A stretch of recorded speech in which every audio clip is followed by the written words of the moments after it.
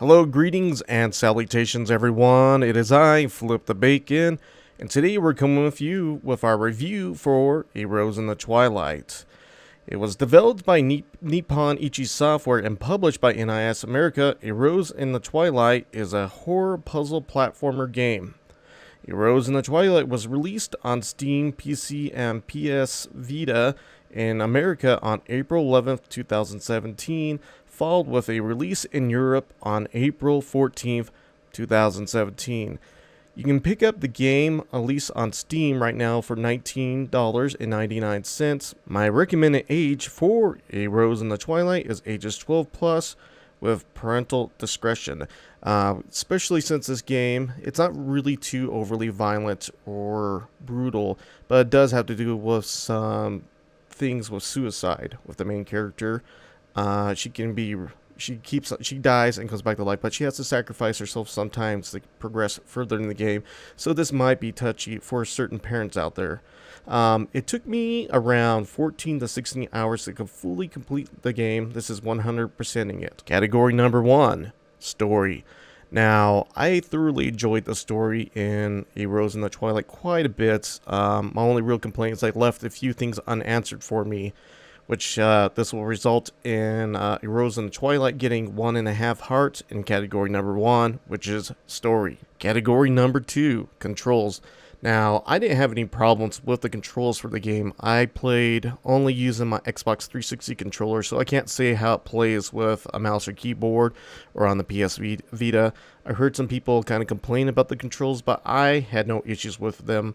This ended up earning A Rose in the Twilight 2 hearts and category number 2, which is controls. Category number 3, visual styles or graphics.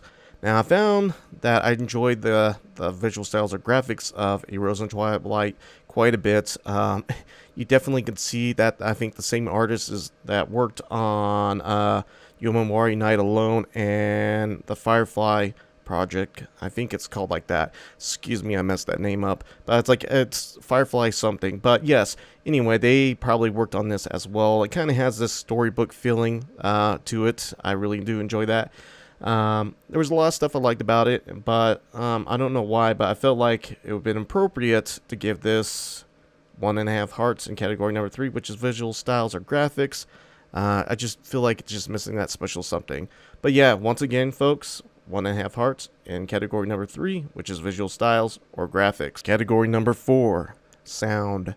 Now, the sound in A Rose in the Twilight, there's not a whole lot going on there. It's lacking quite a bit of sound in the game. The little bit you do get in there is, I think it's of okay quality, as I guess is what I was looking for there, or production.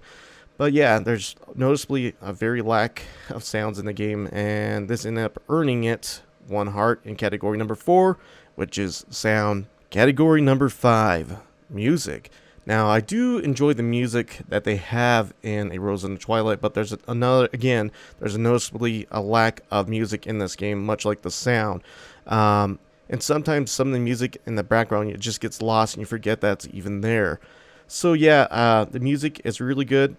They don't have a whole lot of music in it, but the music they do have is good, but some of it is forgettable, earning A Rose in the Twilight 1 heart in category number 5, which is music. Category number 6, enjoyment. Now, I found myself enjoying A Rose in the Twilight the whole time through. It was pretty consistently high, and I did overall have lots of fun with this.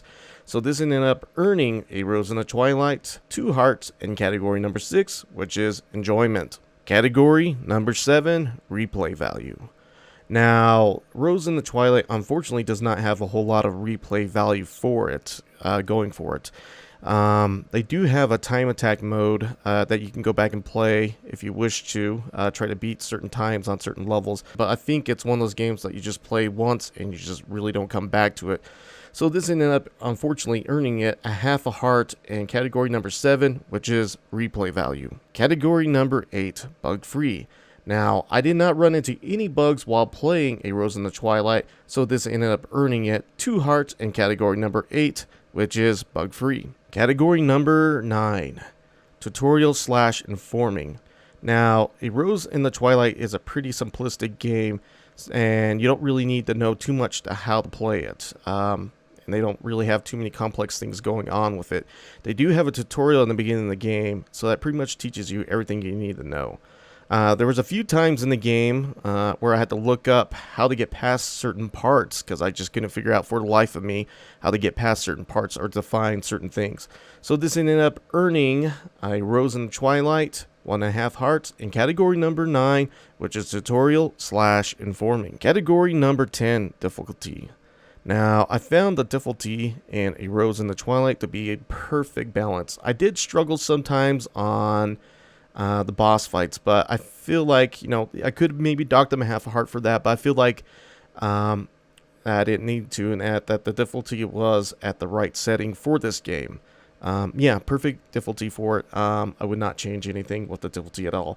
So this ends up earning A Rose in the Twilight, 2 hearts in category number 10, which is difficulty. So the final score for A Rose in the Twilight is 15 hearts in total, landing it in that 14 to 18 heart range of excellent. Overall, I think most people will find this enjoyable, and I would recommend it, especially if you are a fan of Nippon Ichi Software, other horror games, or other Japanese horror puzzle games. So before we finish wrapping up this video, you'll see on the screen here that it says links are in the YouTube description below. You can find in the YouTube descriptions below, you can find links to the Nippon Ichi Software websites, the NIS America websites, the social media websites for both those companies, link to the Steam store page if you wish to buy A Rose in the Twilight if you don't already have it. You can also find that I have a link down there to my blind Let's Play of A Rose in the Twilight if you feel like checking it out more, if you haven't seen it already. And I would highly recommend it because I think it's a pretty cool Let's Play.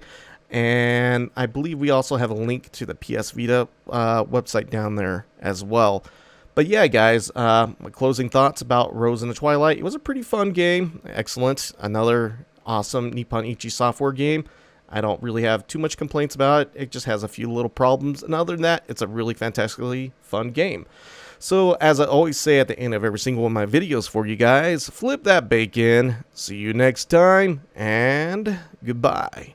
Once again, thank you, Nippon Ichi Software and NIS America, for hooking me up with a copy of this game to do a blind Let's Play on and a game review. So, catch you around.